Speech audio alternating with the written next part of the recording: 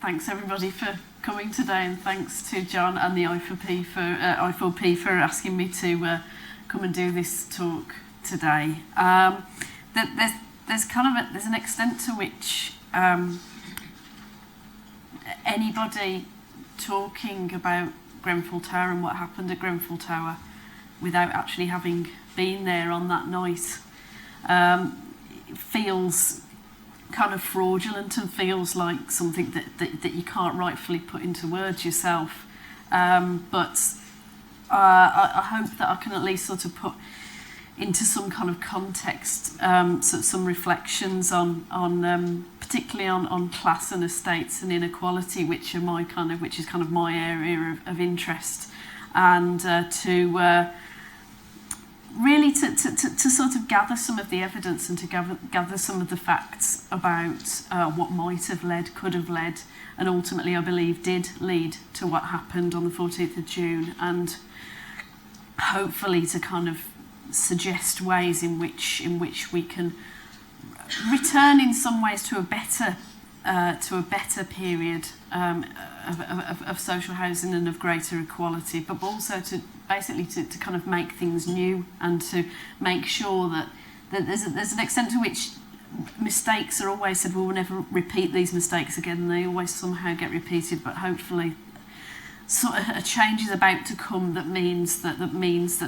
the worst of the mistakes made in terms of housing and the imprint of class on the landscape through housing won't be repeated to the same extent. So I'll start from. Sorry, I'm going to have to keep. I feel like a sort of mad keyboard player here, but I'm going to be using this to go through my slides. So I'll just start with this quote from Ernie Brown, who has just won the Reba Gold Medal and was a really, really significant architect for Camden Council, mainly building social housing. All three of his major social housing projects have all been listed, which I think is a sign of their quality and their popularity. The main building that he won the Reba Gold Medal for was for the Alexandra Road estate in Camden, which was built in the late 70s and which is very high density, houses a lot of people in a relatively small space, but all low rise and all on a streetscape, and it's kind of a testament to its success really that he was voted and nominated for the Reba Award by the residents of Alexandra Road themselves. So that's kind of an example of when social housing can be at its very best, better than private housing. So Neve Brown, talking to the Architects Journal shortly after winning his award, was asked about Grenfell Tower. And he said, when we needed higher densities, that is higher density housing in the post-war need to build great numbers of housing in relatively short time, he said, when we needed higher densities, we started doing something that was wrong, which was plonking high buildings in low spaces. Then we segregated them, the low income from the high income, and created a new kind of class distinction, and that continues now.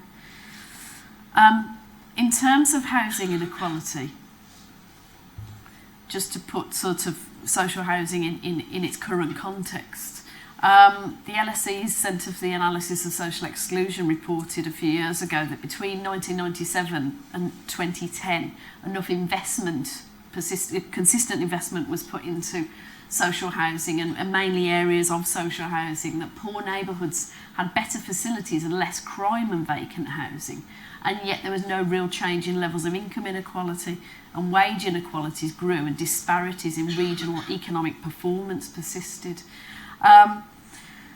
So the kind of the relationship between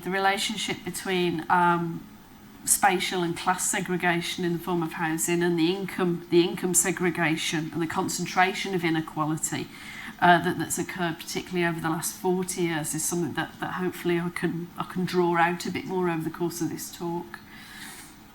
But my main real area of interest, my obsession really, is kind of how we live class really, and particularly how we live class on council estates, mainly because I grew up on a large council estate outside Birmingham called Chelmsley Wood, which obviously when I was growing up didn't really think particularly much of it. It was just the place where I lived, but it was on leaving the estate to go to college and then moving to London in my late teens, I realised that it was a very specific kind of place in terms of its size and what it looked like and how it was perceived from the outside, and how it had affected my perception of the world, my perception of what I was capable of and what my friends were capable of, and just sort of coloured the whole of my living experience up to that point, and I became quite obsessed with it, really. So I ended up first writing a book about social history and cultural history of council estates called Estates: An Intimate History about 10 years ago. And back at that point, 10 years ago, it was almost as if sort of after 10 years of Labour or New Labour being in power at that point, there was a sense that, in a way, because of that investment that the LSE noted and reported on, that kind of investment, the physical appearance of estates and the sort of the feeling of parts of the estate where I'd grown up on felt and looked better, but there was always a sense that something really, really crucial hadn't changed. And a lot of that was to do with the fact that the incomes had stagnated, and there had been this sort of constant marginalisation and residualisation of council estates and council tenancies, to the extent that from a point in the late 70s where there was quite a wide range and mixture of people's incomes and occupations living in social housing, it had got to a point where it was just mainly very badly off people, elderly people, and people who, for whatever reason, needed emergency housing. Social housing had sort of started to become what felt like a tenure of last resort. But so in terms of sort of living class on estates, I wrote about in my first book was that living class sort of on the wrong side of the tracks, as it increasingly came to be characterised, was to feel economically devalued and culturally denigrated and politically marginalised. But the main feeling of it, the main experience of that, was to feel like there was a constant struggle against mainly visible but also partly invisible forces. And I ended up kind of stealing a phrase that I'd read about the fall of the Berlin Wall in the late 80s, which was the wall in the head. And the wall in the head was this idea that had arisen after the fall of the wall and after the unification of Germany in 1990, that West Germans or former West Germans used to refer to former East Germans, which was the sense that communism had fallen, that the wall had fallen, the richer West was starting to invest massively in the East, and West Germans, or former West Germans, started to say of former East Germans, oh, they've got a wall in the head, the wall's fallen down, why have they still got a mentality of living behind the Iron Curtain? And for some reason, despite not having grown up in the DDR, I really identified with this. This sort of quite pejorative term, really, the wall in the head. It was a sense that why had moving off the estate at the age of 18, and not even before that happened, why had starting to go to a college on the other side of town at the age of 16 and then leaving the estate, why had it induced such an extreme form of culture shock, extreme sort of quite crippling self-awareness, a sudden awareness that other people who lived on the richer side of town had all sorts of fantastical ideas about the place where you lived, mostly negative. All these things added to this idea that there had been and continued to be a kind of wall in my head. And I think a lot of that had to do with this idea of the attack that you receive as a resident, particularly of a large estate, particularly of peripheral estates, the sort of the attack in terms of local reputation and the sense of government action or inaction directly affecting the place where you live and your experience of life there. So Chelmsley Wood was named the Town of Strangers at the time. It was designed and built in 5 years, sorry. It was a peripheral estate that moved 60,000 people in a very short space of time out of inner city Birmingham to a green belt site 9 miles out of the inner city. It was built on the green belt in the late 60s. It was my grandparents' first ever house, which they'd spent about 25 years on the waiting list for, living in a succession of digs and lodgings, and then flats, and then walk-up flats. But the houses, very low rise and low density, were described by the Birmingham Mail reporter when it was first built as looking like croutons tossed by a wayward child. And again, that's something that's that I can kind of see what he meant. So really, there's just I'm just showing a series of slides, really, just to show what can happen to a place and what a place can look and feel like through that combination of willful or unconscious neglect, lack of investment, marginalisation, and some of the very real costs of poor design and management. So these are some pictures that I took of Chelmsley Wood maybe about 5 years ago. Just a sort of streetscape walkway, some sort of dead ends that sort of show front and back doors that don't look out onto each other's houses, and so there's a lot of non-overlooked spaces. And there's a housing association house that was built about 5 years prior to it mysteriously becoming vacant and earmarked for demolition. There's the precinct, local precinct, and there's the doctor's surgery that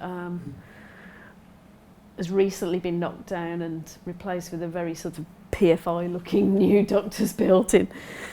So to me, that was kind of sort of some of those slides kind of exemplify to me how class is built into the landscape, because it looks very specific, and when something looks very specific, it enables people who don't live in areas that look like that to develop a very fixed idea of what that place must be like to live in. And there are some ways, you know, as Ernie Brown said, that there are some ways in which class was imprinted and created through income and design segregation. There was a real emphasis in the initial immediate post-war Labour government from 1945 to 51 on the quality of post-war council housing. Nye Bevan, as well as establishing the NHS, notoriously said he spent 15 minutes a week as housing minister, because back at that time, which I think was quite visionary, housing was regarded as an element of public health, and so the housing ministry was actually part of the health ministry. So as well as having responsibility of health, he also had responsibility for housing. And Bevan, at that point, made a very, very strong commitment in those 15 minutes to building the best and the largest council houses that had ever been seen. And at the opening of the Spa Green estate in London in 1949, he made a speech where he said, "We will be judged in 10 years' time, not by the number of homes we build, but by the quality of the homes that we build." And yet, one of the reasons why Labour lost the 1951 election is because Labour were perceived to be not addressing the housing crisis, the very, very urgent housing crisis after the war, to be addressing it with enough urgency. The Conservatives came in promising to build a lot more houses, and Harold Macmillan, the housing minister from 1951 till the mid-50s, said he would get built 800,000 houses within 3 years, which he managed to do, but at a really significant reduction in quality. Bevan houses were large. They had 3 or 4 bedrooms. They had 2 bathrooms, 2 toilets, 1 upstairs, 1 downstairs for sick relatives that often lived with extended families, large gardens so people could grow veg, and this became 2 bedrooms, 1 toilet, no garden, and increasingly from the late 50s flats as central Conservative governments paid local authorities to build above the 4th floor. So the idea that nothing was too good for the workers became you know, workers should be grateful for whatever they get. And this was alongside Macmillan's increasing push of the idea of the property-owning democracy. So although an awful lot of council housing was built in the late 50s and early 60s, it increasingly became very physically distinguishable from private housing. So the post-war settlement had massive amounts of potential to reduce class differences in housing and to not sort of imprint class and spatial segregation onto the landscape, but it was flawed. Often by circumstances. I mean, one of the reasons why Bevan and Labour were unable to build as many houses as they wanted to between 45 and 51 is because there was a huge, there was a brick shortage, there was a construction worker shortage, and that partly led to the erection of a lot of prefabs, which unusually for prefabricated and supposedly temporary buildings were incredibly popular. So social housing provision increasingly from the mid-50s onwards couldn't hold its own against that rhetoric, against that property-owning democracy rhetoric, to the point that now, where we are now, that in Danny Dorling's words, the geographer Danny Dorling, social spatial inequality ranges from what he describes as the fertile crescent of advantage in specific areas, affluent areas, where to succeed is to do nothing out of the ordinary, and to the peaks of despair, again in very specific geographic areas where just to get by is extraordinary. And the areas of the peaks of despair in which you might count the Lancaster West estate where Grenfell Tower was housed, and yet Grenfell Tower itself housed a very, very wide range of people with different kinds of jobs, different kind of incomes, different kind of lifestyles, and was nowhere near as socially monolithic as the outside perception of an inner city tower block would be.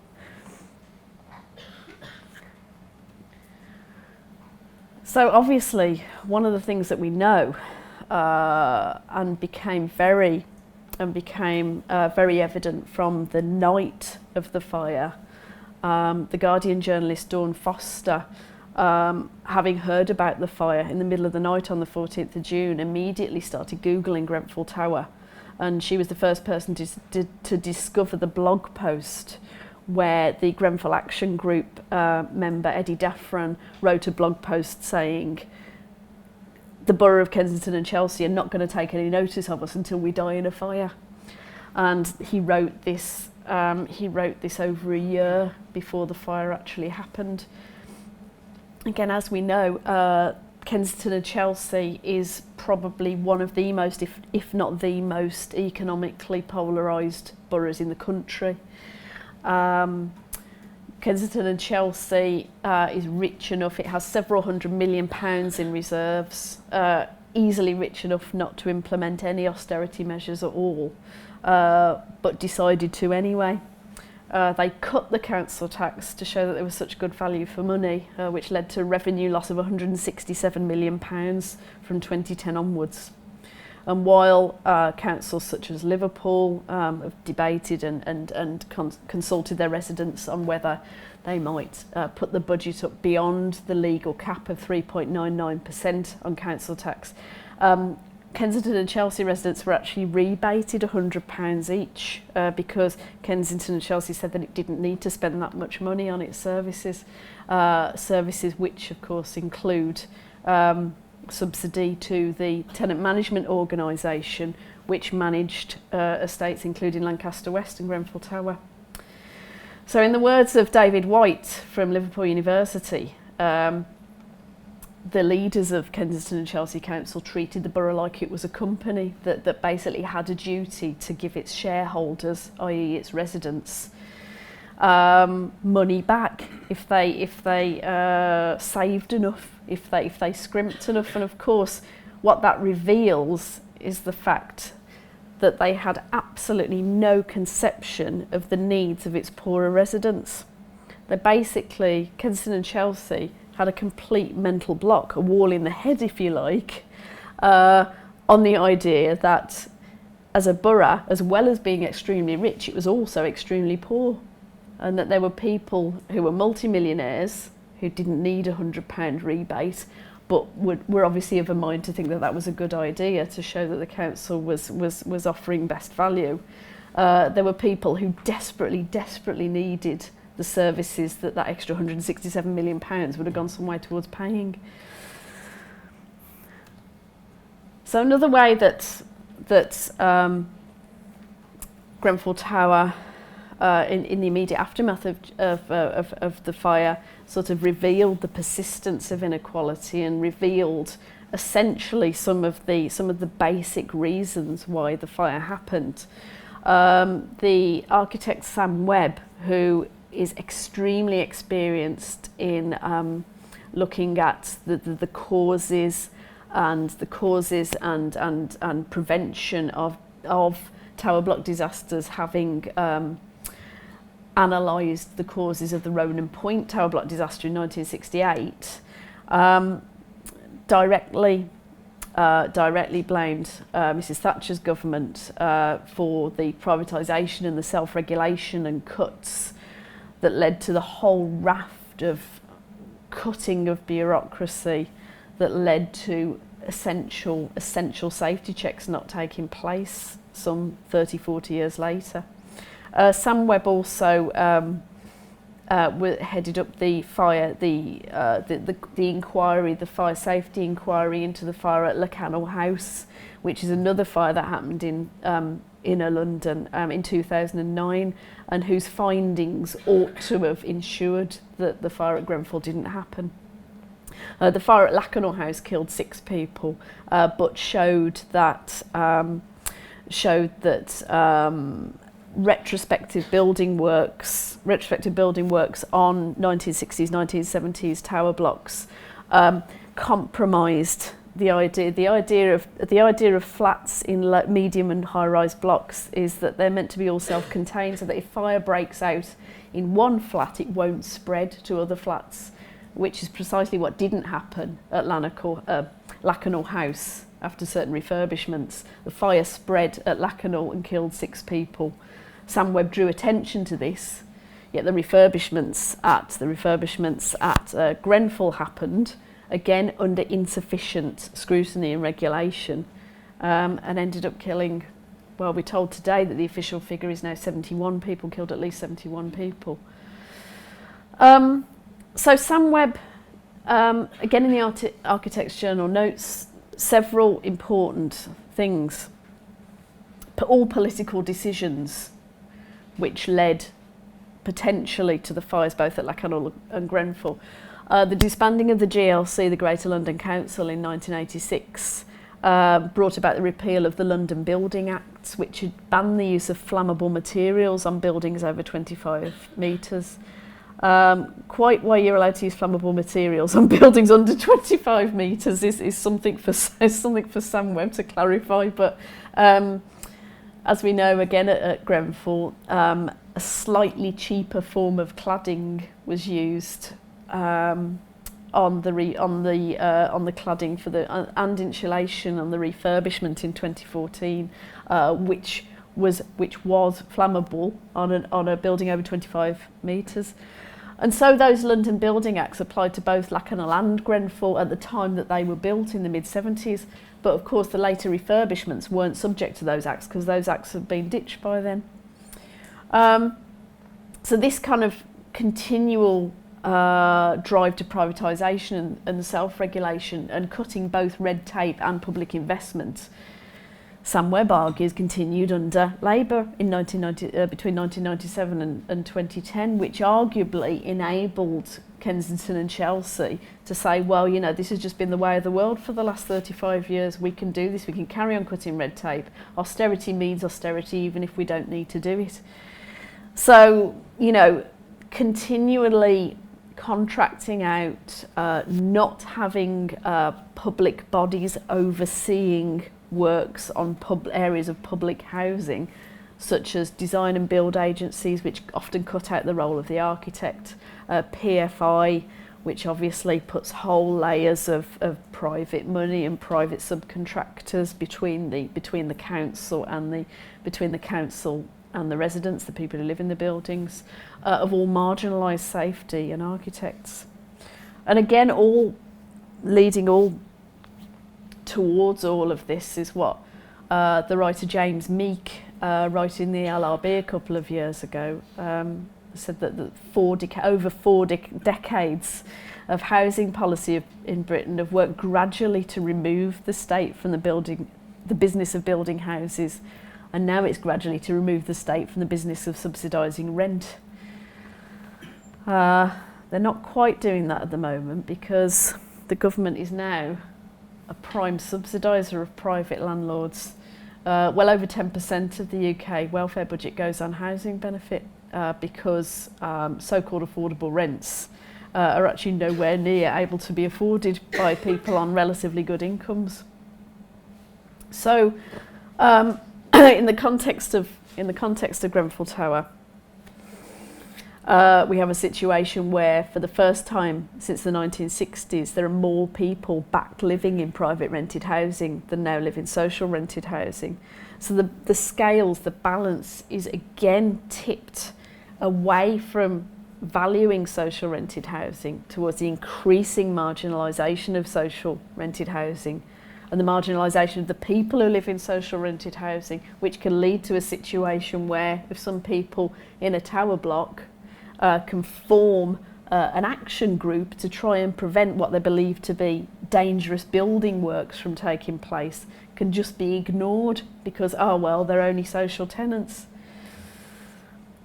The idea, I think the government's idea that more people are living in private rented housing on shorter tenancies than they might have in social housing, can be spun as an idea of people living more dynamic lives, wanting to move more often, needing to move around the country to get better paid work and so on.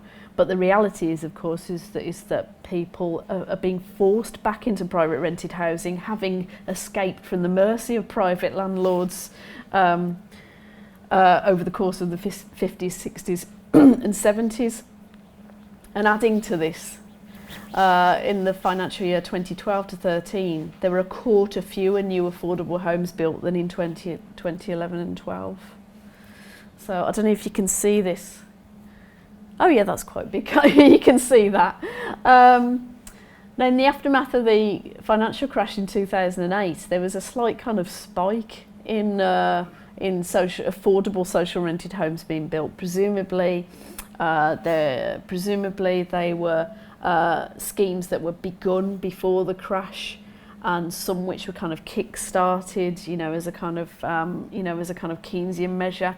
But rapidly, once the Conservative Lib Dem coalition came in 2011, that sort of started quite a precipitous decline from nearly 40,000 in the year 2010-11 to 6,500 from 2015 to 16.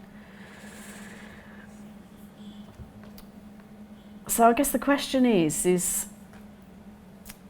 having, after the fire at Grenfell happened, there was a sudden recognition, I think, in some quarters of the value of social housing, the value of the people that live in them, and a sudden waking up to the reality of the fact that people living in social housing, and particularly living in tower blocks, had effectively been not just economically marginalised, but effectively been slandered by a process of sort of culture, political and cultural rhetoric, by the fact that in the specific case of Grenfell Tower, the campaign to try and prevent the building works from being carried out in the way they were being carried out to happen. There was a recognition that something had gone very, very seriously awry with how we value and the value we place on specific housing tenures in Britain. That kind of constant drive to the property-only democracy sort of appeared to reach its zenith sort of shortly before the financial crash. You know, in the mid-2000s, home ownership reached about 75%, with about 10% of people living in private rented housing and about another 12-15% living in social rented housing, either council housing or housing association housing. And the balance was so far towards electorally trying to sort of appease and keep happy that home owning majority, and the number of people living, still continuing to live in social housing was regarded as so kind of minimal by comparison that it was almost seen as something that was on its way out. Now, within a few years, you know, a few short years of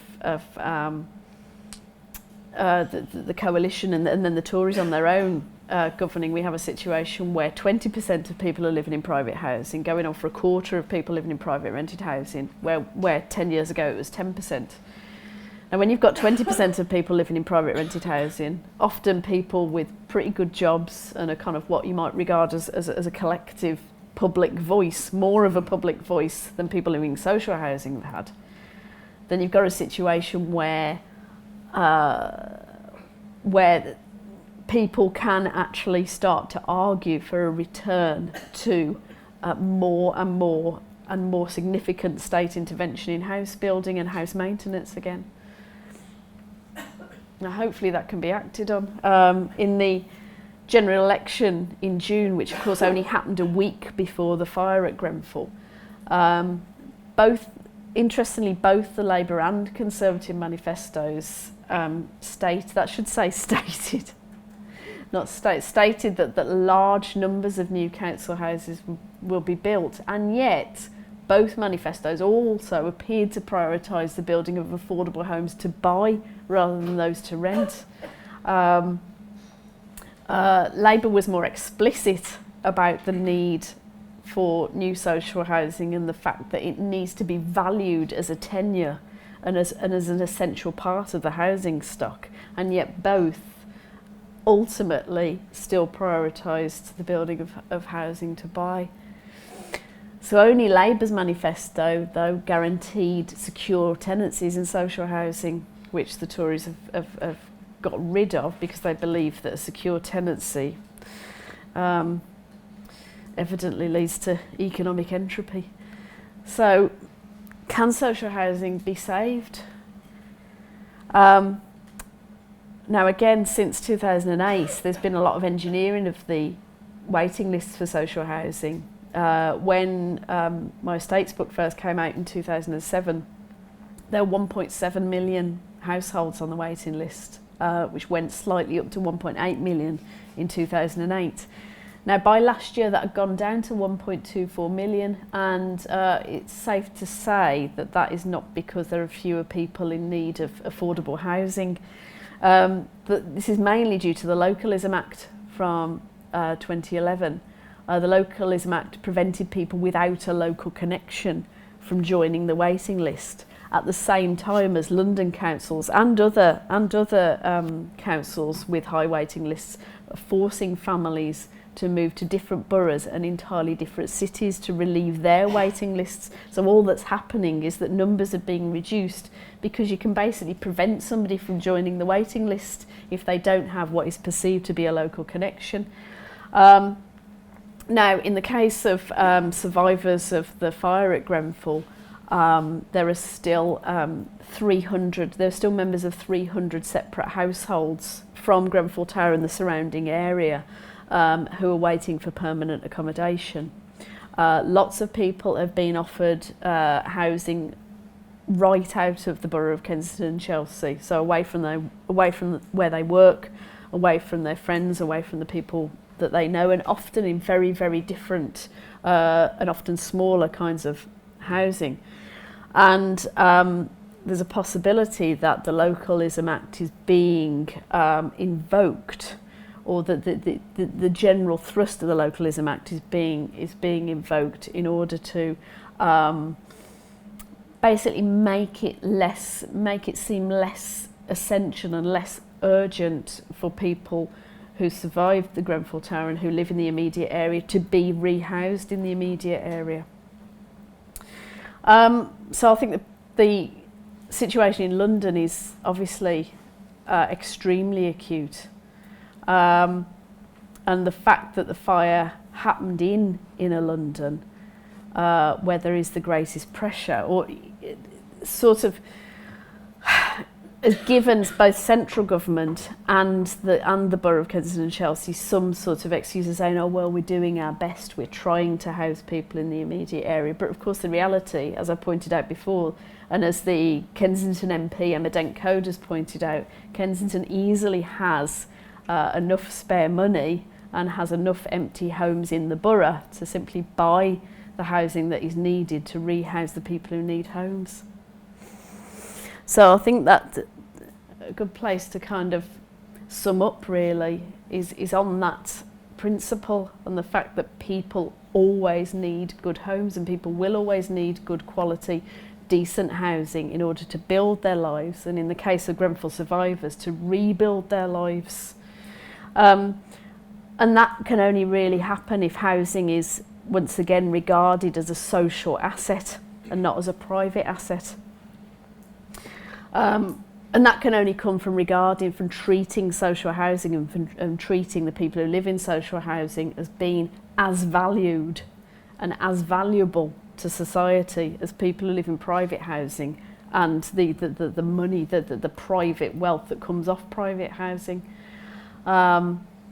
There are some really good researchers at Manchester University in the Centre for Research on Socio-Economic Change, I think the acronym spells, but the acronym is called CRESC, and CRESC research is often focused on this idea of the foundational economy, which is the idea that economic growth as we currently understand it is basically untenable, and as well as being morally bankrupt, doesn't actually help people who live in communities to increase their incomes and to increase their sense of well-being and their sense of living in a place that has a decent future.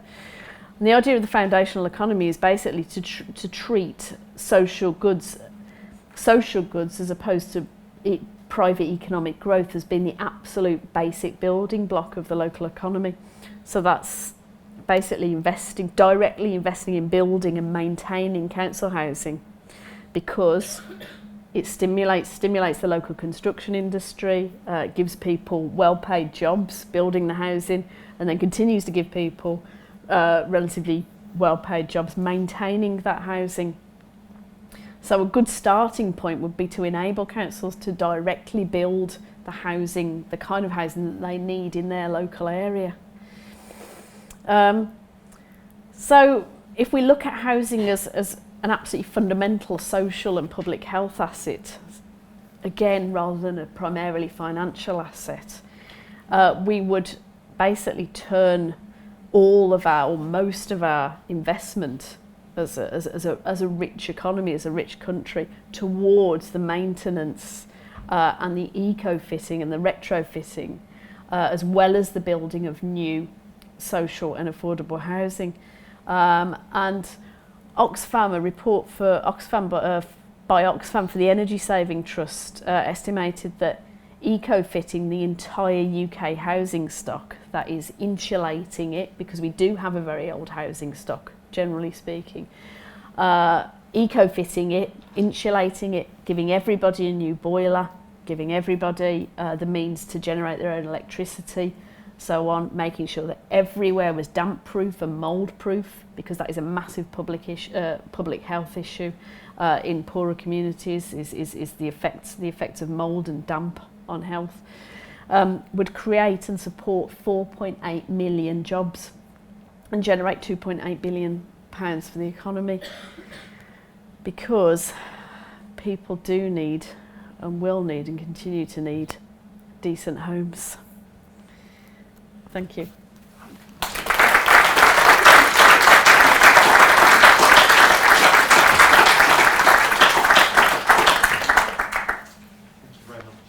We've got about 20 minutes or so for questions. We can carry on the conversation for a while outside. There will be refreshments on the go out.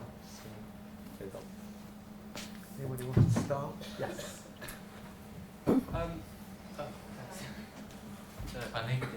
I heard somewhere, I think it was from Steve Toombs at the Open University, he's done a lot of work on this, but correct me if I'm getting some bit or all of it wrong. But the primary consideration now of health and safety inspectors in terms of housing has to be how their decisions will impact GDP, that is the economy. Yeah. So it was Labour that brought in, they had to consider it, and then after either 2010 or 2014, it's now the primary consideration. Yeah, no, that's right.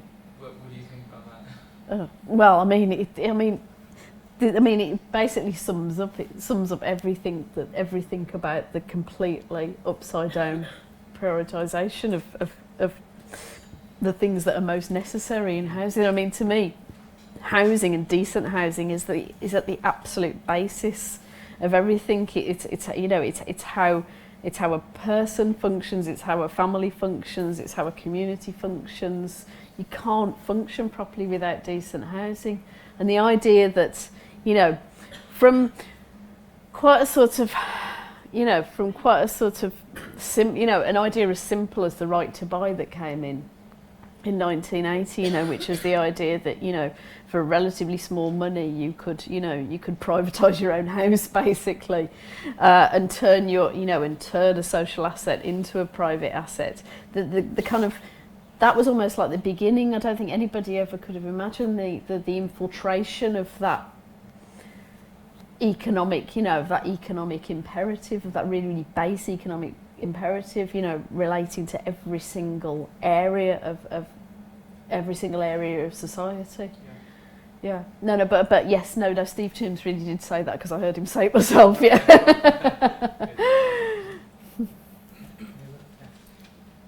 Yes, just continuing on that theme, there was an announcement today from the government that they were considering allowing housing associations to give them a different status, because charitable status, to allow them to borrow to build more homes, Right. so that it wasn't counted as being against the national debt. Oh, I see. Yeah.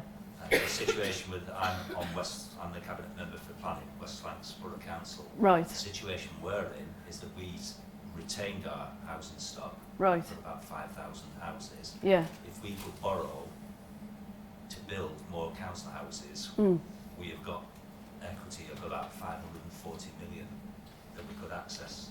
Right. So my question is, how can we place pressure to move away from that financial imperative about reducing debt and get more back into considering housing as a social asset? Yeah. Well, at this point, that's only going to happen with the change of government. I mean, I think. You can't look to the current government for anything. I mean, we know that politically anyway. But I mean, the state they're in. You wouldn't ask them to fry an egg, would you? You know what I mean? It's like, but I think housing, and I think this, like I mentioned, this kind of doubling of the number of people essentially forced into private renting, away from social and secure renting forms, basically once again at the mercy of private landlords in a way that hasn't been seen since the 60s.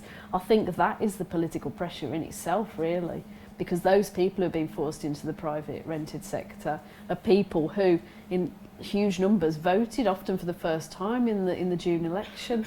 And the continuing sort of reapplication of that pressure is going to be the thing. And obviously the next election could be about Brexit, but it could just as easily be about housing. Yeah. I slightly view back from my position.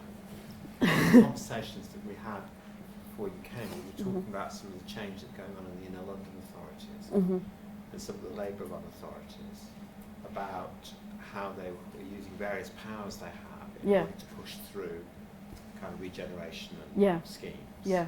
And so it's not a Labour-Tory point, it's about councils using legislation that's there. Yeah. So I guess my question is a broader question, not just about the money, although the money is really important. It would require a government to change a number of things. Yes. I'm guessing. Yeah, of course. In order to address the broader question of social housing. Yes, no, that is true. I mean, I think that was, as I said, that was addressed in, kind of, Labour's manifesto for government in the June election. But as you rightly pointed out, I mean, councils like Haringey, I mean, what's going through in Haringey at the moment is essentially, I think, selling off, I think 50% of its entire sort of public assets. That's not just the housing. That's that's the parks, that's the leisure centres, and so on, to the private developers' lend lease. In return for £2 billion of investment that they swear blind they would have absolutely no means of accessing any other way.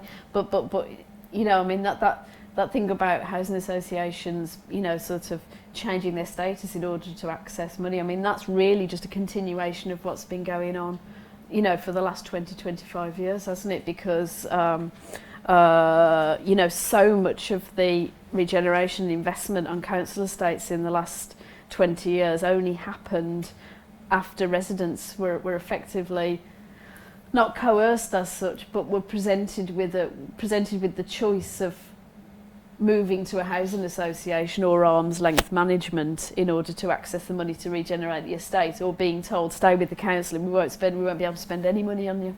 So that it's a continuation of what has already been going on. Hi, Lynsey, thank you for that.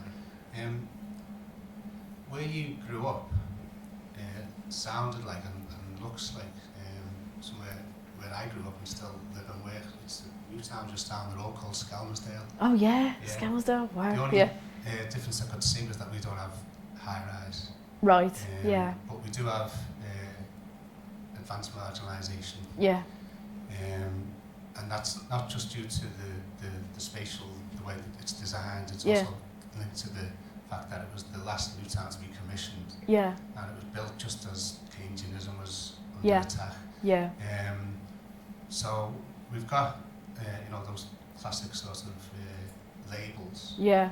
And we are pathologised. But we've got a swimming pool, I don't really know, it's called Bevan Pool. Oh no, I didn't know that. But it's currently being run by a venture capitalist company, and I think it's Atos, isn't it? It's the swimming pool's run by Atos. Yeah. So I don't know why they don't rename it the Margaret Thatcher. but I do know why. Because there'd be murder. Yeah. And that's one of my points, I think, because I think where John started with the attack on the post-war settlements and the Keynesian welfare state and all that, the Thatcherite agenda was as much ideological as anything else, and she talks about winning people's hearts and minds, and there's large swathes of Britain where she didn't win the hearts and minds. Yeah. And I think part of that pathologisation and that marginalisation comes from that resistance, if you like. Yeah. If that makes sense. But to go back to the where John started and that quote. Lynsey's quote? Yeah, the quote from Lynsey's. Oh, right. In the summer, Jeremy Corbyn said that the centre of gravity has shifted and the conversation had changed. And to me, it seemed as if perhaps Grenfell was that tipping point, that helped. It certainly seemed to me as if it reawakened or recrystallised people's clear conception of the class nature of British society, and I think it was, in that sense, sort of a watershed. Yeah. Do you think that's... Well, I mean, I hope so. I mean, it's, if the fire hadn't happened, I think there would still be, I seem to remember sort of waking up on the day of the election thinking, this is, we've got more of the same till the day I die kind of thing, and waking up the next morning thinking, oh, well, maybe things have changed more than I thought they had in terms of, people's, sort of position and people's sort of willingness to actually believe in what was being offered and what was being said. So I think possibly that tipping point had already occurred, but I mean, people, obviously make significant parallels between the fire at Grenfell Tower and the disaster at Hillsborough. And of course there are parallels, but other sort of parallels I think can also be made with the King's Cross fire in '87, because although the Tories stayed in power for an awful long time after the King's Cross fire, I think there was a very, very strong sense that it had happened because of cuts to safety, cuts to staff, and that essentially sort of sowed a seed in people's minds that is what constantly cutting back at services and disregarding safety in the name of profit, that is ultimately what it can lead to. Yeah. Just one last point, sorry. On Friday we had there was an event here on Orgreave Truth and Justice. And so of course there was that notion of the enemy within. It seems to me again, council estates and towns with large council estates were in some sense perceived as the enemy within. But I think what I would see as a turning point around Grenfell was that there was an outrage, there was a moral outrage that people saw, that there was a change in people's sort of conceptions about the values in Britain and what we're about, and all, if that makes any sense. Yeah, absolutely. Yeah. I'm not sure people living on estates were so much regarded sort of as politically as enemies, but more sort of culturally as enemies, because it was just always perceived that people living on council estates were politically apathetic, so they couldn't be enemies, they couldn't pose any great threat to government because they weren't voting in any great numbers. Turnout in Chelmsley Wood has turned around massively in the last 5 years. Turnout at local elections is sort of, or historically was sort of like 10 to 15% at local elections. Hardly anybody showed up because the councillors weren't perceived to be doing anything for them, and yet 10 years ago, Chelmsley Wood has 3 councillors. 10 years ago it had 2 Labour and a BNP, 2 Labour councillors and a BNP councillor. Then it briefly reverted back to 3 Labour councillors and now has 3 Green councillors. And the Green Party, the Solihull Green Party, the West Midlands Green Party, decided specifically to focus on social justice leading to environmental justice rather than the other way around, basically. They decided to concentrate all their work, all their sort of community work in the most economically difficult areas, the places where people were suffering the most, and people absolutely responded to that. And so turnout at local elections in Chelmsley Wood now is double that. It's gone like back up to sort of 25-30% because people love the councillors so much. Just holding on to that thought about people loving the councillors. Right. I'm sure that's true in West Lancashire. Got any other questions? Yes. And then I'm going to suggest if it's okay, we go and have a drink and carry on the conversation outside. Isn't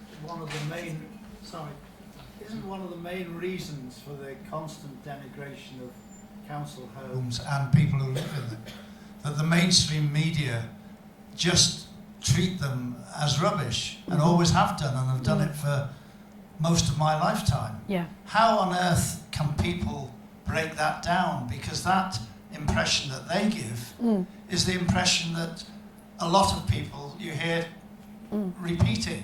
Yeah. They have no facts, they have no information, they just have this propaganda. How possibly ever would that be broken down?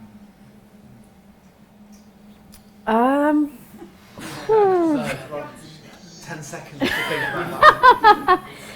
Well, I think it would have to rely on. I mean, so much of that has to do with the unrepresentative nature of journalists. 99% of journalists have never been anywhere near a council estate until they're sent there as a reporter. Well, but when I was a young reporter, we had to cover all these residents' associations. Yeah. We had to go into the tower blocks that had down. Right. Yeah. It was a nightmare for me climbing 16 floors. Because Yeah. the lifts weren't working. Yeah. No, I'm not a reporter. No, hardly any weekly newspapers. No. Community services. That just contributed to all of this. Well, yeah, no, exactly. Somebody did make that point immediately after the fire. at Grenfell saying that reporters in that area of West London regularly did stories, super local stories based on those estates, but because of the the economic decimation of, and partly I would say politically motivated decimation of local news, reporters didn't cover these stories anymore, and the Grenfell Action Group, the Grenfell Action Group's blockade of the contractors, because the Grenfell Action Group was formed 2 or 3 years before the fire, 3 years before the fire, because they were so horrified at the quality of the work that was being carried out during the refurbishment. They actually blockaded and tried to prevent the subcontractors from coming in to do the work because they knew it was unsafe.